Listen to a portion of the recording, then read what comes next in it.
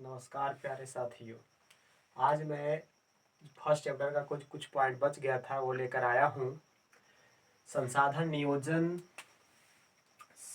संसाधन का संरक्षण एवं सतत विकास, ये 3 पॉइंट को पढ़ेंगे और इसके साथ साथ बहुत सारे जो स्टार हैं या कह सकते हैं ऑब्जेक्टिव क्वेश्चन जो बिहार बोर्ड पूछती है हम वो पढ़ेंगे। तो सबसे पहले संसाधन नियोजन के बारे में पढ़ते हैं। ठीक है, रिसोर्सेज प्लानिंग जो भी है किसे कहते हैं संसाधन नियोजन। आपसे 2 नंबर में क्वेश्चन पूछे जाएंगे कि संसाधन नियोजन से आप क्या समझते हैं। तो आपसे क्वेश्चन 2 नंबर में पूछेगा तो आप सबसे पहले डिफिनेशन दीजिएगा, परिभाषा दीजिएगा, उसके बाद आप उसका एग्जाम्पल दीजिएगा कि हम किस प्रकार कर सकते हैं। तो संसाधनों का विवेकपूर्ण उपयोग करना ही संसाधन नियोजन कहलाता है। विवेक से, बुद्धि से, यानी कि नल आपका पानी आया और नल खुला है, चालू पानी बर्बाद हो रहा है, तो ऐसा आपको नहीं करना है। संसाधन को विवेक बुद्धि से काम लेना है कि बर्बाद ना हो, हमारा काम निकल जाए।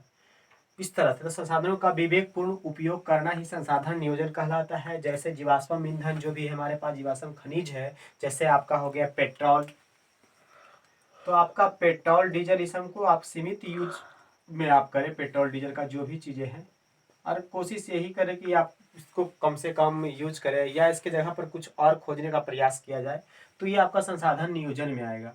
उसके बाद शुद्ध शुद्ध पेयजल को बचाना है हमें। जैसे गर्मियों के दिनों में क्या होती है, हमें काफ़ी दिक्कत होने लगती है, वाटर लेवल काफ़ी नीचे जाने लगता है, तो उस वक्त आपको उसके लिए आपका वर्षा जल संग्रहण अगर हम करते हैं, नदी में पानी को जमा या तालाब में पानी को जमा करते हैं, तो उसके अगल बगल में वाटर लेवल बना रहता है। तो इसलिए आप शुद्ध पेयजल का आप विवेकपूर्ण उपयोग करेंगे तो संसाधन नियोजन ऐसे हो सकता है, यानी कि बर्बाद किए जा रहे हैं तो काफ़ी का समय लगता है वाटर लेवल बनने में, आपको पता होना चाहिए, लेकिन हम बर्बाद उसको बहुत जल्द कर देते हैं। तो आप संसाधन का विवेकपूर्ण, सीधा यही एक क्वेश्चन अगर आता है तो आप यही लिखिएगा कि संसाधन का विवेकपूर्ण उपयोग करना ही क्या कहलाता है, संसाधन नियोजन कहलाता है। हम दूसरे पॉइंट की ओर बढ़ते हैं। संसाधन का संरक्षण, प्रिजर्वेशन जिसको कहते हैं, किसको कहेंगे, संरक्षण। संसाधनों का नियोजन के आधार पर, संसाधन नियोजन के आधार पर संसाधनों को बचाना, सेव करना ही क्या कहलाएगा, संसाधन का संरक्षण कहलाता है। जैसे पेड़ पौधे जो भी है, सड़क जो कट रहे हैं अंधाधुंध, उसको रोकना है हमें, शुद्ध पेयजल के स्तर को बढ़ाना है, इसके लिए वही बताएं। तो दोनों यही चीजें, ये नियोजन एक प्लानिंग है जिसके तहत क्या होती है, संसाधनों का संरक्षण होता है। ये प्लान है, ये योजना है। जैसे हम तालाब बनाएंगे, पेड़ पौधे लगाएंगे, तो ये योजना है और ये उससे होता है आपका संसाधनों का संरक्षण होता है। तो ये योजना है, ये क्या है, आपका संरक्षण। ये तो योजना के तहत संरक्षण होता है।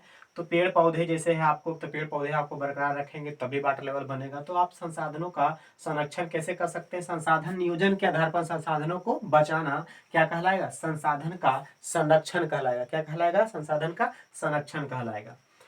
इसी संदर्भ में, संसाधन संरक्षण के संदर्भ में हमारे कुछ महत्वपूर्ण व्यक्ति, इंपॉर्टेंट व्यक्ति, जैसे हमारे राष्ट्रपिता महात्मा गांधी का एक वाक्य था। गांधी जी ने कहा था, हमारे पास पेट भरने के लिए बहुत कुछ है लेकिन पेटी भरने के लिए कुछ भी नहीं। हमारे पास पेट भरने के लिए, खाने के लिए बहुत कुछ है, लेकिन भविष्य के लिए, पेटी भरने मतलब क्या, भविष्य के लिए बचाने के लिए कुछ भी नहीं। भविष्य के लिए बचाने के लिए सोचो, अगर ऐसा होता है तो क्या अगली पीढ़ी चल पाएगी, नहीं चल पाएगी, संभव है, नहीं चल पाएगी। इसी के संदर्भ में ये कहा। उसके बाद आपका संसाधन संरक्षण से रिलेटेड है आपका नर्मदा बचाओ आंदोलन, जिसके नेतृत्व कर रहे थे मेघा पाटेकर। कौन कर रहे थे, मेघा पाटेकर।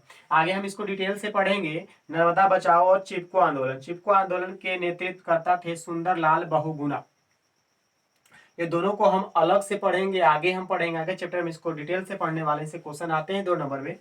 अभी फिलहाल यही देख लो कि ऑब्जेक्टिव आते हैं कि चिपको आंदोलन के नेतृत्व का कौन थे, तो सुंदरलाल बहुगुणा। देखो चिपको, सुंदर, तो पेड़ पौधे सुंदर होते हैं, तो ये पेड़ पौधे संबंधित है, क्योंकि ये आपको इसमें क्या हुआ था कि आपका संरक्षण पेड़ों का किया गया था, पेड़ में लिपट के किया गया था। तो सुंदरलाल बहुगुणा जो है वो चिपको आंदोलन के नेतृत्व करता थे, नर्मदा बचाओ के मेघा पाटेकर। उसके बाद एक बुक आता है, स्मॉल इज ब्यूटीफुल। ये किनका पुस्तक है, तो ये किनकी पुस्तक है, सुमशेर महोदय की। किनकी है, सुमशेर महोदय की। उसके बाद आता है आपका संसाधन होते, ये एक सबसे पहला स्टार है जो हमने पीछे डाला है, संसाधन होते नहीं बनते हैं किसने कहा था। बहुत इंपॉर्टेंट आपका ऑब्जेक्टिव क्वेश्चन है जो बिहार बोर्ड प्रत्येक साल पूछ ही लेती है गैप मार के। संसाधन होते नहीं बनते हैं किसने कहा था, जिम्मरमैन ने। किसने कहा था, जिम्मरमैन ने। उसके बाद लास्ट में पॉइंट है सतत विकास। ये क्या है, सतत, सतत मतलब होता है कंटिन्यूअस। तो ये सतत विकास है क्या, इसकी अवधारणा है क्या। तो देखो इसमें क्या होता है कि जो भी प्रक्रिया है जीवन की प्रक्रिया, ऐसा मतलब कि हम संसाधनों का यूज करें जिससे क्या हो, ये प्रक्रिया जो भी है जीवन का वो चलते रहे। मतलब कि मानव को दिक्कत नहीं हो कि नहीं आज मतलब कि हम लोग सब संसाधन को टोटल को यूज कर दिए और आगे की पीढ़ी के लिए कुछ भी नहीं रह गया, बेचारा मतलब भूखों प्यासों मर रहा है। तो इस स्थिति नहीं रहनी चाहिए। तो इसीलिए हमने लिखा है विकास की वैसी प्रक्रिया, विकास की वैसी प्रक्रिया जिसमें संसाधनों को नियोजित उपयोग करके मानव जीवन को निर्बाध रूप से चलाया जाता है। निर्बाध रूप से मतलब आगे की पीढ़ी चलते रहे। तो वैसी अवधारणा या ऐसा सोच क्या कहलाएगा, सतत विकास कहलाएगा। इससे आगे बढ़ेंगे और इससे आगे आपका दो तीन बिंदु और है, हम आगे लेकर चलते हैं।